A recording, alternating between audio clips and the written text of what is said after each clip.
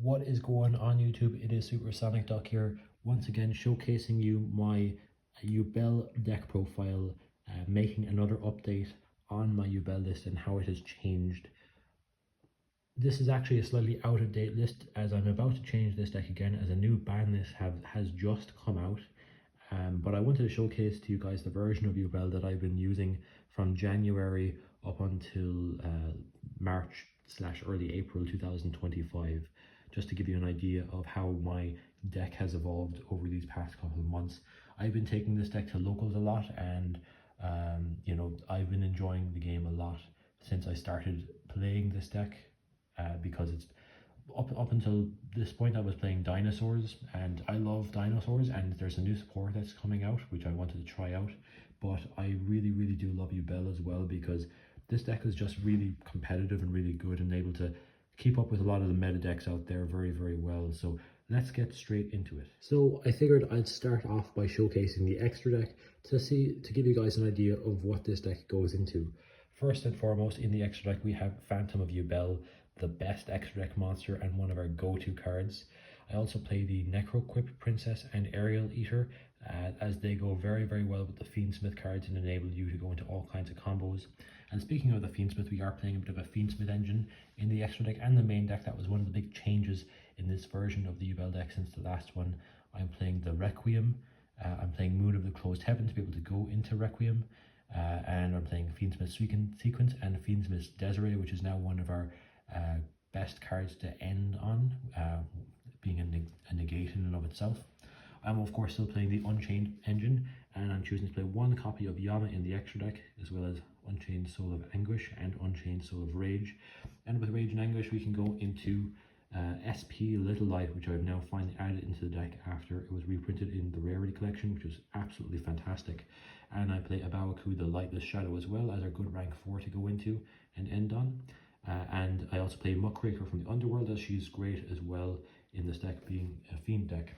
And two other end board cards that are fantastic are DDD Wave High King Caesar, and being a special summon negate, and a Varudress, the final Bringer of the End Times, being an Omni negate.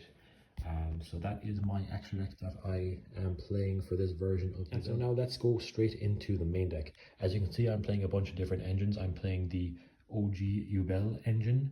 I'm also playing the Spirit Gate engine, and I got the Fiendsmith engine, and I got an Unchained engine as well, and then some non-engine hand trap kind of stuff as well. So let's break this down.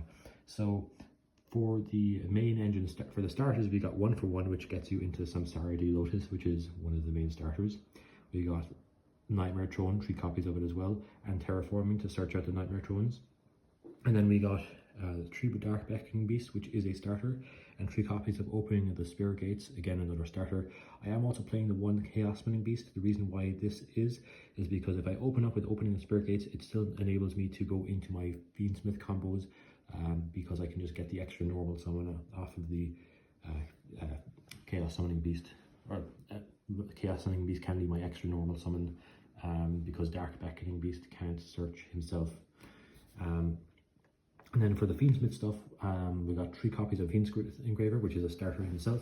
We've got Lacrima of the Crimson Tears, she is also a starter. And we've got Fiendsmith Tract, which, guess what, it's a starter. It's a 1-card starter on its own. And then of course Lurie as well. He's not the best starter because you have to normal summon him, but you can technically just go wombo combo with your Fiendsmith stuff using just Lurie alone, which is class. And then to round off the rest of the Yubel engine that I haven't mentioned, I am playing the 2 copies of Spirit Yubel, who's kind of a starter in and of herself, and is a great hand trap too, and 1 copy of Yubel. I like to play 2 copies of Spirit Yubel to have an extra one in rotation if, you know, one of them is being used as a material for Varudress, just to be able to have an extra one in the extra deck, that in the main deck, where you can pop it off of the effect of Phantom of Yubel. And of course I am playing the Terror Incarnate as well, to be able to go further into the combos. And then 2 copies of Nightmare Pain. I like to have an extra copy of this card in my deck in case the first one gets hit with a Cosmic Cyclone or something like that. And then a copy of Gruesome Grave Squirmer as well, to be able to carry out a lot of the Yubel combos, and you know, it's just a great extender card as well on its own. In the non-engine, I am playing 3, 6, 9, 12, 13 non-engine slots, and that consists of the triple Ash Blossom, triple Nibiru, triple Infinite Impermanence, triple Effect Veiler, and Call by the Grave to be able to deal with hand traps. And then I'm also playing the Unchained engine in the form of, pardon me, I'll turn my phone around, Unchained Soul of Sharbara and Abominable Chamber of the Unchained. Only 2 cards in the main deck that this takes up, and it gives you so much power in your extra deck and so much interaction with your opponent. And now moving on to the side deck for this deck.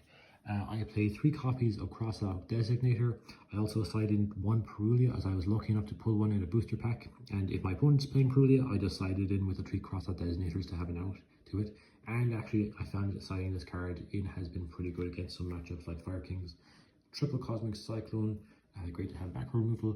Triple Dark Ruinomorph when I'm going second. Triple Ghost Ogre and Snow Rabbit.